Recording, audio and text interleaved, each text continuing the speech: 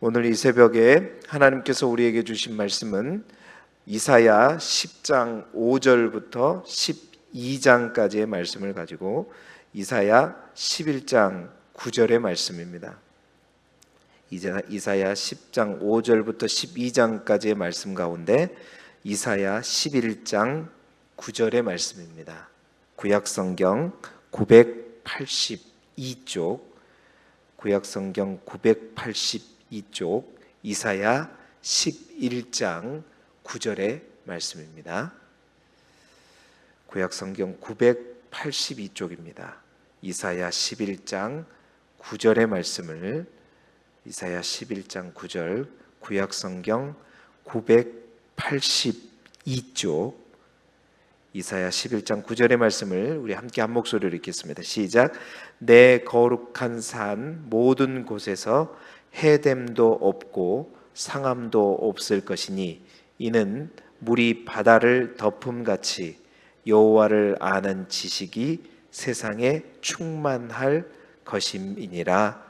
아멘.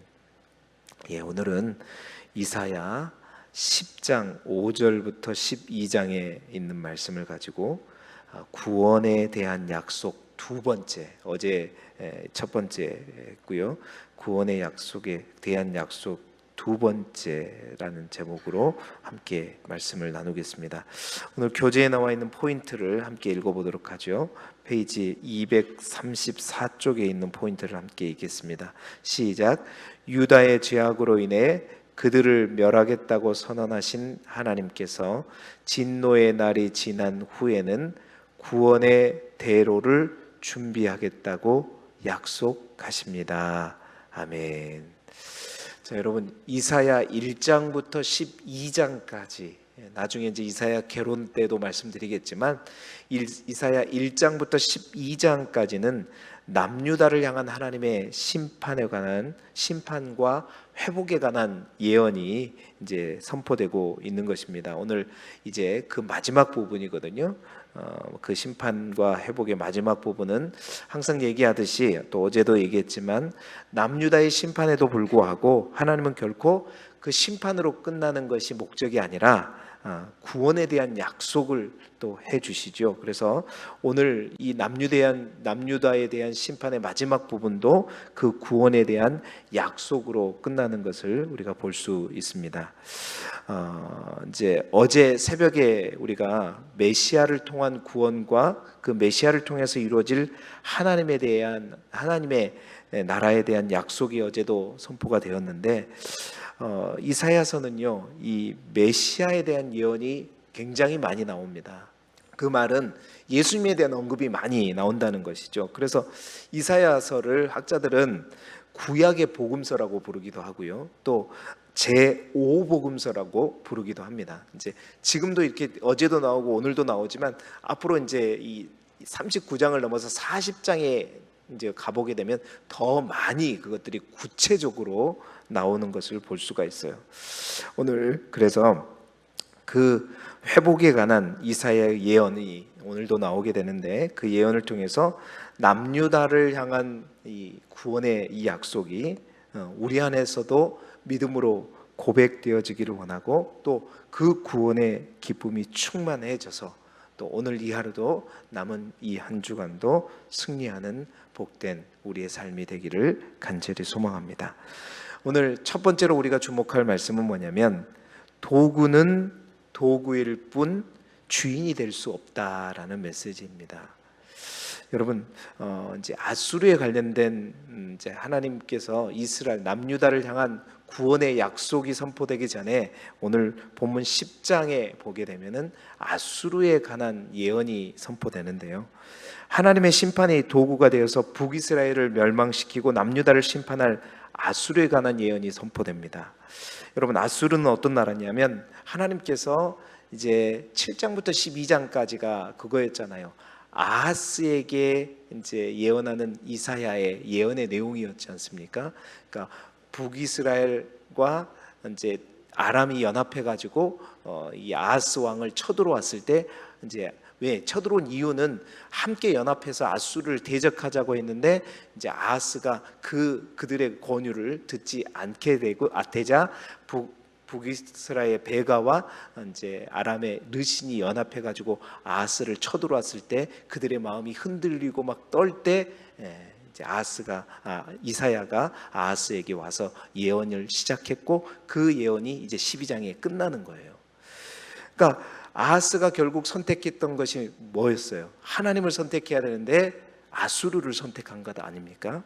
그래서 그 아수르는 어떤 거냐면 그 당시 가장 강력한 세력이었고 강력한 제국이었고 눈에 보이는 실세였단 말입니다. 그런데 그 아수르에 관해서 오늘 이제 예언하고 있는 거예요. 그 아수르의 실체, 그가 왜 강하게 될 수 있었는지, 또 그리고 그 아수르의 결말이 어떻게 될는지에 대해서 예언하고 있는 것이 바로 오늘 10장의 내용입니다. 10장 5절에 보세요. 그런데 그 선포가 이렇게 시작되죠. 아수르 사람은 화 있을진저. 아수르 사람에게 화가 있을 것이라고 얘기하면서 그 아수르는 어떤 것이냐? 그는 내 진노의 막대기요 그 손의 몽둥이는 내 분노라. 하나님이 그렇게 말하는 거예요. 아수르는 내 진노의 막대기였다. 내가 쥐고 사용하는 나의 진노의 막대기가 누구였다? 아수르였다는 거예요.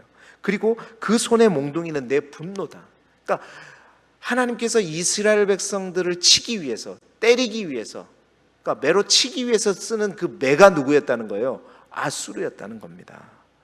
여러분, 그래서 아수르는 하나님께 불순종한 이스라엘을 심판하기 위한 하나님의 도구였죠.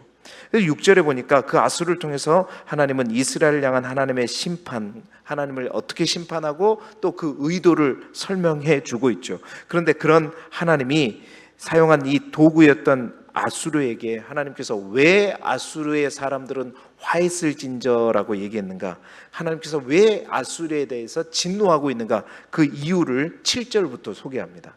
그 7절에 보니까 그의 뜻은 이와 같지 않다. 그러니까 그의 뜻은 그 아수르를 쥐고 있는, 아수르를 통해서 이스라엘 심판했던 하나님, 그러니까 하나님의 뜻과 같지 않고 그의 마음의 생각도 하나님의 마음과 같지 않고 다만 그의 마음은 어떻게 했다? 허다한 나라를 파괴하며 멸절하려 하는도다. 그러니까 하나님과 같지 않는 마음을 가졌다. 하나님의 도구인 아수르가, 그러니까 도구가 아닌 어떤 행세를 했다는 거예요? 자기가 주인 행세를 했다는 뜻입니다. 여러분, 얼마 전에 제가 말씀드린 거 있죠. 이것은 아수르의 잔악함을 얘기하는 건데요. 여러분, 수많은 제국들이 있어요. 아수르가 끝나면 바벨론, 또 바벨론이 끝나면 바사, 페르시아가 끝나면 또한 그리스가 끝나면 로마, 이런 제국들이 있잖아요. 그 제국들에서 가장 악랄하고 무서웠던, 잔혹했던, 그리고 비인륜적인 만행과 파괴와 약탈을 입사했던 나라가 어떠냐면 아수르거든요. 이 아수르는요, 말씀드렸잖아요. 포로들의 눈을 뽑아버리고 뭐 코와 입술에 갈고리를 채우고 또 불에 태워 죽이고 산채로 막 사람의 가죽을 벗겨버리고 뾰족한 장대에 찔러서 막 매달기도 하는 그러한 나라가 아수르였단 말입니다. 그러한 아수르가 이제 어디까지 이르게 되냐면요, 10장 11절에 보니까 내가 사마리아와 그 우상들에게 행함같이 예루살렘과 그 우상들에게 행하지 못하겠느냐. 아수르가 얘기하는 거예요. 내가 저 사마리아에 있는 우상들 다 물리쳤는데, 다 전멸했는데 저 예루살렘에 있는 예루살렘과 그 우상들 또한 내가 다 침략하고 있었고 다 무너뜨릴 수 있다.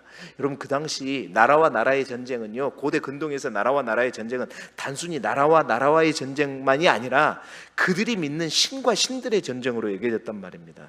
사마리아에 있는 우상들 내가 다 밟아버렸는데 예루살렘에 있는 우상들 그까짓 거 아무것도 아니다. 그런데 여러분, 예루살렘과 그 예루살렘의 우상들은 누구를 의미하는 거냐면 바로 이스라엘 백성이 남유다가 믿고 있는 하나님을 의미한단 말이에요. 겁대가리 없이 이 아수르가 누구까지? 하나님 그까지 그 우상으로 취급해버리고 그 하나님까지 다 밟을 수 있다라고 얘기하고 있는 것입니다. 완전히 주객이 전도된 거죠.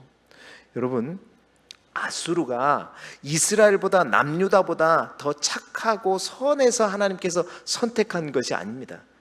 그들은 더 악해요. 그러나 그러한 악의 형통을 하나님께서 허락하신 거죠. 왜? 하나님의 심판의 도구로 사용하기 위해서. 분명히 하나님께서 허용하신 악의 형통은요, 그 속에는 분명한 이유가 있고 뜻이 있습니다. 뿐만 아니라 정해진 시기가 있는 것인데, 그 아수르가 그 형통으로 인해서 교만해져 가지고, 그렇게 교만해진 아수르는 어떻게 이렇게 화로 끝나게 된다는 거예요. 여러분, 그래서 15절에 보니까 도끼와 톱과 막대기와 몽둥이의 아수르를 비유하고 있죠. 그러니까 도구는 도구일 뿐, 그 도구를 가지고 있는 사람이 일하지 않으면 그 도구는 아무 쓸데가 없는 게 도구라는 거예요. 아무리 도끼가 무섭고 아무리 톱이 무섭고 막대기와 몽둥이가 무섭지만 사람이 그걸 가지고 쓰지 않으면 그건 도구일 뿐이에요. 아무런 쓸잘데기가 없는 거라는 거죠. 하나님께서 아수르를 잡아서 써주시니까 그 아수르가 가치가 있는 것이지, 아수르가 많은 나라들을 잘랐다고 해서 자기가 하나님보다 더 높아지려고 하는 것은 아수르의 교만이에요. 그래서 아수르의 사람들은 화 있을진저 하고 아수르의 멸망에 대해서 예언하고 있는 것입니다. 여러분, 우리도 마찬가지죠. 우리도 하나님 앞에 여러 가지 봉사를 하고 헌신을 하고 여러 가지 하나님께서 우리의 재능을 따라서 쓰실 때 정말 우리가 하나님 앞에 겸손해져야 된다. 그러니까 소위 교회에서 많은 일들을 한다는 사람들이 그렇다는 거예요. 목회자도 마찬가지예요. 하나님께서 나를 써주셨다고 해서 야, 나를 봐라, 나를 드러내고 나를 자랑하고 나의 그 교만이 싹트기 시작하면 그 끝은 결국 어떻게 된다? 아수르와 같이 된다는 것입니다. 그래서 여러분, 사도 바울은 항상 어떻게 말했어요? 고린도전서 15장 10절에 뭐예요? 나의 나된 것은 오직 뭐예요? 하나님의 은혜다. 오직 하나님의 은혜다. 그는 얘기했어요. 내가 한 것이 아니다라는 거예요. 솔직하게 그는 얘기합니다. 내가 다른 모든 사도들보다 수고했지만, 내가 수고는 많이 했지만, 그러나 그 모든 것이 내가 한 것이 아니다라고 그는 진심으로 고백하는 거예요. 다 하나님께서 하신 것이다. 그런데 여러분, 이런 사도 바울과 같이 이러한 고백들이 쉬운 것이냐? 결코 쉬운 것이 아니라는 거예요. 인간의 본성이 그래요. 자꾸 우쭐대고 싶고 뭔가 내가 높아지려고, 그러니까 뭔가 드러내고 싶어 하는 거, 자랑하고 싶거든요. 그래서 그렇게 인정해 주지 않으면 서운해지는 거예요. 이미 여러분, 누군가의 인정을 바라는 것은 이제 그것이 다 하나님의 은혜로 시작된 봉사와 헌신이 아니라는 거예요. 결국 하나님을 드러내기 위한 것이 아니라 누구를 드러내기 위한 것이다? 나를 드러내기 위한 것이고, 나를 자랑한, 자기의 의의를 드러내기 위한 시작이었다는 것을 얘기하는 것이죠. 이미 자기 의의가 앞선 것입니다. 그래서 그런 사람들은 그 자기 의의가 손상되기 시작하면, 누군가가 그런 것들을 인정해 주기 시작하지 않으면 온갖 불평이 나오게 되고 어떻게 해요? 분노가 치밀어 오르게 되는 것입니다. 여러분, 우리가 정말로 불쌍하고 죽을 수밖에 없는 우리가 하나님의 도구로 사용되는 거 얼마나 큰 영광입니까? 얼마나 큰 영광이에요. 그러나 정말 조심할 것은 도구는 도구일 뿐이라는 거예요. 하나님께서 그를 잡고 사용해 주시니까 가치가 있고 형통하고 그러는 것이지, 하나님께서 그것을 버려버리고 놔버리면 순식간에 끝나는 겁니다. 여러분, 아수르도 그래서 심판받게 되죠. 바벨론에 의해서 주전 612년에 아수르의 수도인 니느웨가 함락되게 되고 결국 605년에 완전히 멸망하게 되는 것입니다. 사랑하는 여러분, 혹 나에게 하나님께서 힘을 주셨습니까? 형통함을 주셨습니까? 그건 다 이유가 있는 거예요. 그 힘은 나를 드러내고 나를 자랑하기 위함이 아니라 바로 복음을 전하기 위해서, 하나님의 그 일들을 감당하기 위해서, 영혼을 살리기 위해서 하나님께서 나에게 주신 것임을 명심하고, 정말 하나님이 즐겨 사용하시고 날마다 사용하시는 복되고 아름다운 도구가 되어질 수 있기를 주님의 이름으로 축원합니다. 자, 두 번째는 이제 하나님의 구원의 약속입니다. 남유다를 향한 하나님의 구원의 약속, 하나님의 나라는 시작되었다는 것이죠. 여러분 9장에 메시아의 탄생과 통치에 관한 약속의 예언이 있었습니다. 어제 그것을 자세하게 좀 다루지는 못했지만 그때 메시아의 신분에 대해서 이야기했죠. 한 아이가 날 것이고 한 아들을 주신 바 되었는데 그의 어깨에는 뭘 메었고 정사를 메었고 기묘자다. 그의 이름은 기묘자다. 여러분 기묘자다는 말은 정말 놀랄만하다. 그냥 이제 영어로 말하면 원더풀이다 이 말이에요. 그리고 모사다는 놀랄만한 지혜를 가졌다라는 뜻이고요. 또 전능하신 하나님이다. 이것은 능력의 하나님이라는 뜻이고 영존하시는 아버지다. 영원하시는 하나님이라는 거예요. 그리고 평강의 왕이다. 이 평강은 그냥 단순한 샬롬이 아니라 우주적인 샬롬, 우주적인 평화를 의미하는 겁니다. 그러한 메시아가 오셔서 모든 흑암과 고통의 땅에 큰 빛을 비추어 주시고 또한 그 흑암과 어둠의 땅에 즐거움을 주신다. 그 즐거움을 추수의 기쁨으로 비유해서 설명했습니다. 그러한 즐거움을 가져줄 것이다 라고 어제 9장에서는 얘기했는데 오늘 11장에서는요 또 이렇게 시작하죠. 이새의 줄기에서 한 싹이 날 것이고 그 뿌리에서 한 가지가 나서 결실할 것인데 그 메시아는 예수 그리스도는 공의와 성실로 통치함으로 이룰 그러한 나라에 대해서 그 메시아를 통해서 이루어질 나라에 대해서 이제 이사야가 고백하고 선포하는 것인데 여러분 우리가 잘 아는 말씀이죠. 너무나도 좋은 나라예요. 그 나라를 보니까 6절에 보니까 그때에 어떤 나라님 이리가 어린 양과 함께 살고 표범이 어린 염소와 함께 눕고 송아지와 어린 사자가 또 살찐 짐승이 함께 있어 어린아이에게 끌리고 암소와 곰이 함께 먹으며 그것들의 새끼가 함께 엎드리며 사자가 소처럼 풀을 먹을 것이며 젖먹는 아이가 독사의 구멍에서 장난하며 젖된 어린아이가 독사굴에 손을 넣을지라도 물리지 않는 여러분 이런 나라가 있을 수가 있냐는 거죠. 말도 안 되는 소리죠. 어떻게 이리와 어린 양이 함께 있어요. 금방 잡아 먹어버리죠. 이 땅에서는 이 땅의 어떤 기준으로 이 땅의 어떤 가치로 볼 때는 말도 안 되는 소리인데 이게 어떤 나라다? 하나님의 나라다라고 얘기하고 있는 거예요.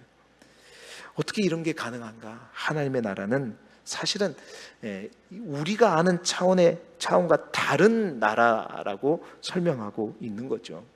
세상은 어떻습니까? 힘 있는 자가 힘 없는 자를 잡아먹으려는 그런 나라가 세상인데, 그러니까 피라미드 구조라는 거예요. 소수의 어떤 사람이 막 가장 아래층에 있는 사람들을 협박하고 그들을 다스리는 나라가 이 땅인데, 이 나라인데, 하나님의 나라는 그 피라미드, 지배구조의 그 피라미드가 완전히 전복되어 버리고 없어져 버리는 그러한 나라. 누구도 똑같은 나라, 누구도 자유하고 누구와 함께 할 수 있는 그런 나라가 하나님의 나라다. 하나님의 무한하신 은혜를 받아서 사자가 소를 잡아먹지 않고 풀을 같이 먹고 살아가는 나라, 부자와 가난한 자가 정말로 하나가 되어서 함께 즐거워하고 장난치면서 사는 나라, 힘 있는 자와 힘 없는 자가 정말로 같이 살아갈 수 있는 그 나라가 바로 하나님께서 약속하신 구원의 나라, 하나님의 나라라는. 여러분, 예수님께서 오셔서 통치하시는 나라가 이러한 나라인데, 이러한 나라는 어떤 해함도 없고 어떠한 상함도 없는 그런 나라, 이사야를 통해서 그러한 나라가 이루어지게 될 것이다 라고 선포하고 있는 겁니다. 여러분, 이러한 일이 어떻게 가능한가? 오늘 우리가 읽은 성경은 그 이유를 뭐라고 설명하냐면, 우리가 읽었던 본문이 그 본문입니다. 11장 9절 중반에 보게 되면 이는, 그렇죠, 이러한 나라가 어떻게 이루어지는가? 이는 물이 바다를 덮음과 같이 여호와를 아는 지식이 세상에 충만할 것임이니라. 다시 말해서 이러한 나라가 이루어지는, 이러한 나라는 정말 여호와를, 하나님을 아는 지식이 온 세상에 충만할 때, 그러니까 모든 세상이 하나님을 제대로 알고 그 하나님을 향한 지식이 충만하게 역사할 때, 이러한 나라, 우리 생각으로는, 이 세상의 이치로는 이해할 수 없는 이 나라가 펼쳐지게 될 것이다 라고 설명하고 있는 거예요. 그 말은 역으로 뭐냐면, 하나님을 제대로 알지 못하기에, 그 하나님을 제대로 알지 못하고 그 하나님을 경험하지 못하기에 세상은 이와 반대로 흘러가고 있다는 것이죠. 여러분, 저는 이제 그제였죠. 이사야 5장의 포도원의 노래를 말씀드릴 때 하나님께서 이 땅에 만드신 포도원에 대해서 이야기했었습니다. 하나님은 항상 수고와 열심을 가지고 포도원을 만드시고 그 포도원을 통해서 원하시는 나라가 있었어요. 그 첫 번째 포도원이 에덴 동산이었고 이 세상이었고, 또 그 두 번째 포도원이 저 가나안 땅의 이스라엘 땅에서 포도원을 또 만드셨죠.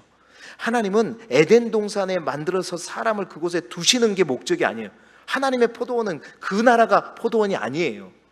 또한 가나안 땅에 하나님께서 출애굽시켜가지고 이스라엘 백성을 그 가나안 땅에 하나님의 법을 주시고 그 땅에 살게 하시는 그 나라가 포도원이 아니라, 그 땅의 백성들이 하나님의 뜻대로 하나님의 말씀에 온전히 순종해서 그 나라가 이러한 이치가 이루어지는 나라를 하나님은 꿈꾸고 만드셨던 거죠. 그런데 어떻게 해요? 오히려 죄악만, 포악만 가득해지는 그러한 포도, 극상품 포도를 원했는데 들포도를 맺는 그러한 나라를 이루어져요.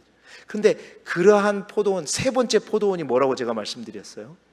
예수 그리스도를 이 땅에 보내시고 모든 죄로부터 우리를 구원하셔서 만든 하나님의 교회, 이 교회가 세 번째 포도원이라고 말씀드렸잖아요. 여러분, 하나님께서 단순히 죄로부터 우리를 구원하시는 것이 목적이 아닙니다. 죄로부터 구원된 하나님 나라의 백성들이 그 온전히 하나님의 말씀을, 하나님을 주인 삼아서 그 하나님의 뜻과 하나님의 말씀대로 온전히 살아갈 때, 이러한 이사야가 많은 이러한 포도원, 하나님의 나라가요, 이 땅에서 완전히 이루어질 수는 없어요. 그 완전한 포도원은 언제 이루어지죠? 새 하늘과 새 땅이 바로 그런 나라일 거예요. 그때 완전히 이루어지지만 메시아 되신 예수 그리스도가 이 땅에 이루어왔었을 때 그 나라는 완전히 이루어지지 않지만 주님의 몸된 마지막 포도원인 교회를 통해서 시작된다. 시작되지만, 이미 시작되었지만 완성은 그때 가서 될 테지만 이 땅에서도 어떻게 해요? 이 나라는 시작되는 거예요. 그래서 교회는요, 세상과는 달라야 되는 거예요. 교회에는 누구도 다스리는 자, 지배하는 자가 없는 것이 교회, 그러한 교회가 진정한 하나님의 나라를 꿈꾸는 교회의 모습이 된다는 것입니다. 여러분, 그래서 이사야는 미래 완료형으로 이걸 선포하고 있는 거예요. 이러한 나라가 반드시 올 것이다 라는 것을 믿음으로 확신하면서 이 나라를 선포하고 있지만, 여러분, 이 선포를 듣고 있는 남유다 사람들과 달리 우리는 어떻게 해요? 그 메시아가 이미 왔잖아요. 우리 가운데 왔지 않습니까? 그렇다면 우리가 부르는 이 우리의 고백은요, 이 이사야의 고백과는 또 달라요. 이미 이사야는 믿음으로 선포하는 거지만 이미 예수 그리스도께서 우리 가운데 온 우리는 이것이 현재 진행형이 돼야 돼요. 그래서 그 나라를 향해서 우리가 가야 되는 거죠. 그리고 그 완성은 주님께서 다시 오실 때 완전히 완성되는 것입니다. 그 나라, 우리 모두가 어떻게 해야 돼요? 정말로 나는 포도나무요 너희는 가지라고 했잖아요. 그러니까 네가 내 안에, 내가 내 안에. 그러니까 온전히 우리가 주님과 연합하고 하나님의 성령께서 온전히 우리를 주장하실 때 그 나라는 시작되는 거예요. 여러분, 그래서 초대교회는 네 것 내 것 없이 모두가 다 형통하고 다 소통하는 그런 나라들을 우리가 초대교회 때 봤던 것처럼 성령이 우리 안에 온전히 역사하시고 그 성령이 우리를 다스리고 이끌어 가실 때, 여러분, 이 하나님의 나라, 이 이사야가 선포하는 하나님의 나라도 서서히 우리 가운데 역사하고 이루어져 간다는 겁니다. 어디에서부터? 예수 그리스도를 믿는 하나님의 가정에서부터 시작되어야 되고 몸된 교회에서부터 이런 나라가 이루어져야 된다는 것이죠.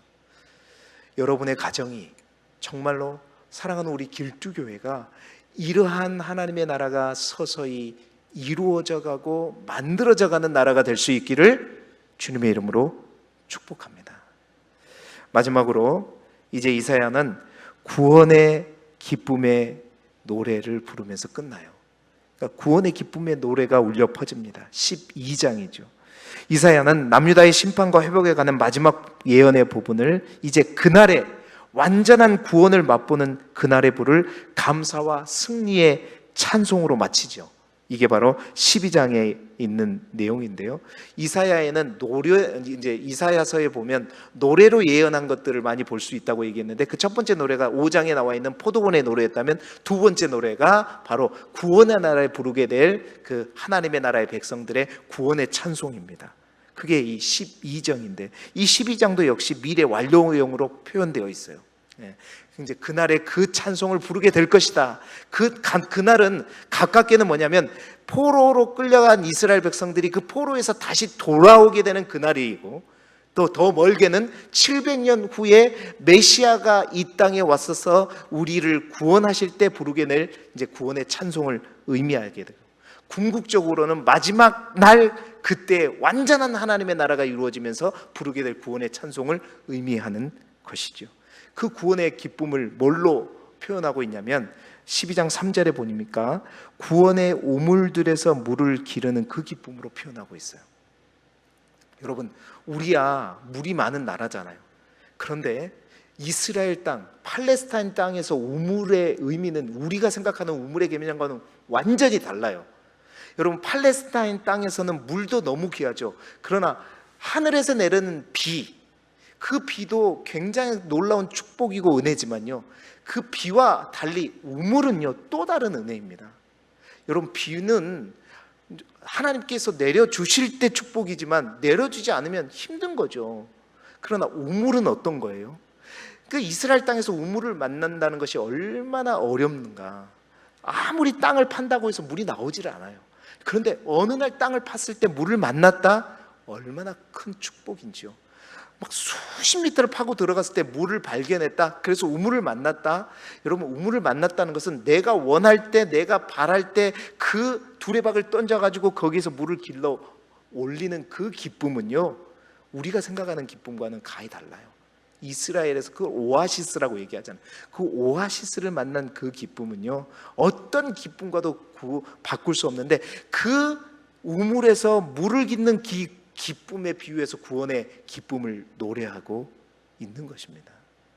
이것의 영적인 의미는 뭐냐면요, 그러니까 하나님을 믿고 하나님을 따르고 있지만, 하나님을 믿음의 삶을 살고 있지만, 이 구원의 우물, 그러니까 하나님이 주신 비의 축복을 누리는 사람들이 있는가 하면, 우리 안에 있는 그 마르지 않는 샘물과 같은 그 우물을 발견해서 날마다 신앙생활에서 그 우물을 깃는 그 기쁨을 맛보는 사람이 있다는 거예요. 여러분, 이 마지막 이사야 12장의 이 찬양은 우리가 이제 부르어야 할 찬송의 기쁨이 뭐냐? 날마다 우리가 신앙생활하면서 그 구원의 우물을 우리가 퍼가면서 그 물을 깃는 그 기쁨으로 살아가라고 우리에게 말씀하고 있는 것입니다. 구원의 기쁨이 그런 기쁨이라는 거예요. 그 구원의 기쁨을 진정으로 맛본 사람은 어떤 사람이냐? 정말 하나님께서 나를 안위하시고, 그 하나님이 나의 구원이시고, 하나님이 나에게 감사이시고, 하나님이 나의 힘이 되어서, 정말 그 하나님이 나의 힘이 되기 때문에 세상이 두렵지 않고, 또 그 세상이 부럽지도 않고, 그 세상이 지겹지도 않고. 왜? 그것보다 더 중요한 기쁨을 날마다 내가 깊은 곳에서 퍼서 누리고 있기 때문에, 하나님을 예배하면서도 그 기쁨을 누리고, 또한 하나님의 말씀을 읽으면서도 그 기쁨을 누리고, 하나님께 기도할 때도 그냥 중언부언하는 기도가 아니라 하나님을 만나고 하나님으로부터 부르는 그 샘솟는 그 물을 퍼올리는 그 기쁨을 누리는 사람은, 그 기쁨은 말로 표현할 수 없다. 그 찬송을 노래하고 있는 것입니다. 그 기쁨을 누리는 사람은 하박국처럼 뭐가 아무것도 없고 아무것도 누릴 수 없는 그런 상황일지라도 난 여호와로 말미암아 즐거워하고 그 구원을 기쁨으로 노래할 수 있는 그 기쁨이 바로 하박국이 노래하는 그 기쁨의 찬송인 것이죠. 여러분, 정말 여러분이 그 기쁨을 누리고 그 기쁨으로 인해서 날마다 여러분의 입술 가운데 그 찬송이 넘쳐나시는 저와 여러분이 되기를 주님의 이름으로 축복합니다. 그 깊은 곳에서 영적인 큰 놀라운 기쁨을 누리면서 신앙생활하는 사람은요, 하나님을 자랑하지 않을 수가 없어요. 하나님을 크게 선포할 수밖에 없습니다. 그래서 6절에 온 세상을 향해 소리 높여 부르게 되는 것이죠.